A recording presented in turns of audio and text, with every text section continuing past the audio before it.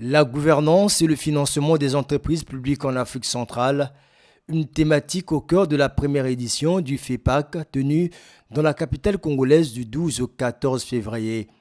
Initié par le ministère en charge du budget, du portefeuille public avec l'appui du groupe de la Banque mondiale et les partenaires privés, ce forum a été l'occasion pour le Premier ministre congolais Anatole Kolné Makosso, dès l'ouverture des travaux, de définir l'ambition du développement de la sous-région à travers des entreprises publiques performantes.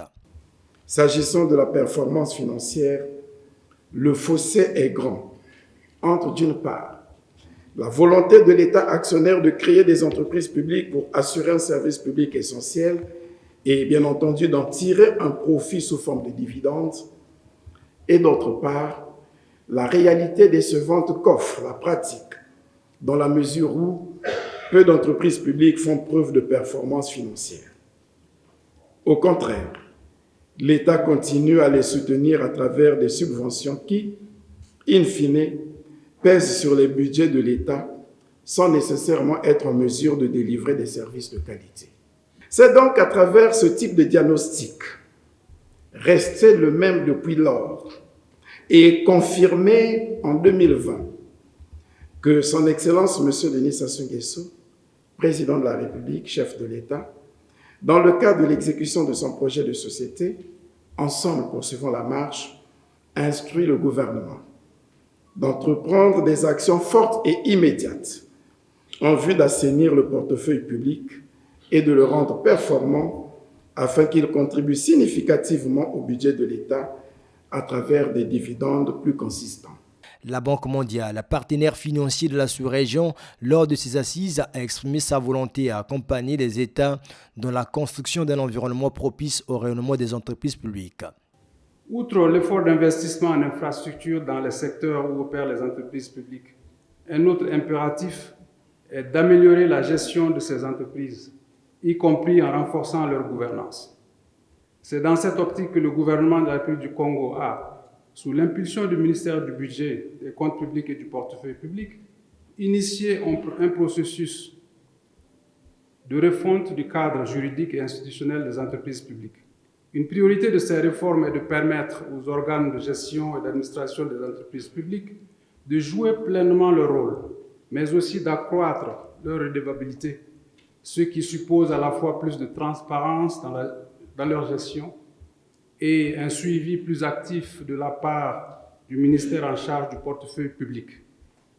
Nous attachons une grande importance à la question de la gouvernance des entreprises publiques et nous accompagnons le processus de réforme engagé par vos gouvernements et par les entreprises publiques elles-mêmes, notamment au travers de nos opérations d'appui budgétaire ou en apportant une assistance technique ciblée et en cas de besoin.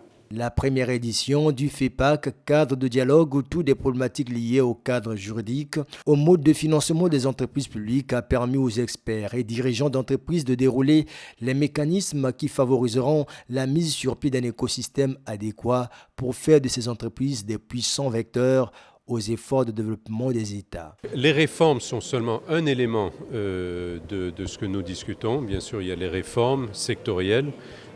Et les PPP sont plutôt un outil de marché public, c'est-à-dire pour atteindre un objectif qu'on ne peut pas nécessairement atteindre de manière traditionnelle. Et donc là, c'est vraiment un modèle qui a marché dans plusieurs secteurs. Nous pouvons penser au transport, aux télécoms, à l'énergie, même santé, hôpitaux, éducation, donc tous les éléments qui nécessitent un investissement fort. Vous savez très bien que pour avoir des résultats, ce n'est pas le fruit du hasard. Ce n'est même pas d'avoir le poste qui fait la différence. C'est vraiment la manière dont vous organisez, dont vous travaillez et dont vous emmenez les collaborateurs à travailler qui fait la différence.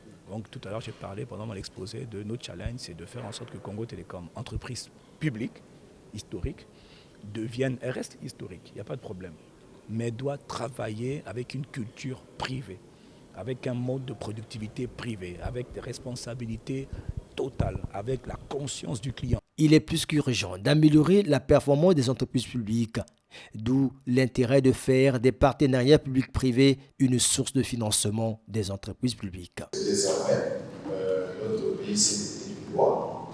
Depuis le 30 décembre 2022, nous avons une loi et nous avons adopté il y a peu un certain nombre de décrets d'application pour mettre en place un certain nombre d'organes qui vont permettre à cette loi de trouver toute son ossature dans son fonctionnement. Ce qui veut dire qu'aujourd'hui, le gouvernement, dans ses priorités, a pour option de privilégier le mécanisme de partenariat public-privé dans la réalisation d'un certain nombre de projets. Clôturant ces travaux, le ministre en charge du budget du portefeuille public a souligné, à la lumière des analyses des experts, la nécessité de la mise sur pied d'un nouveau cadre législatif des entreprises publiques. Cette première édition doit être considérée comme un premier pas d'une nouvelle aventure.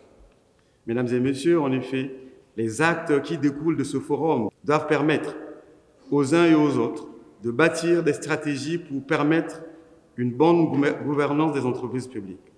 Pour donner de la cohérence et de la pertinence au FEPAC, cet événement doit nous permettre de poursuivre le travail que nous avons amorcé ici, mais dans un format plus bilatéral pour continuer de manière plus approfondie l'échange d'expériences que ce cadre donc a suscité. Initiative qui se veut pérenne, le Forum des entreprises publiques en Afrique centrale est un cadre d'échange qui s'articule également autour des démarches entreprises par les différents pays de la sous-région et du reste du continent pour renforcer la fonction d'État actionnaire et mieux maîtriser les risques budgétaires découlant du portefeuille public.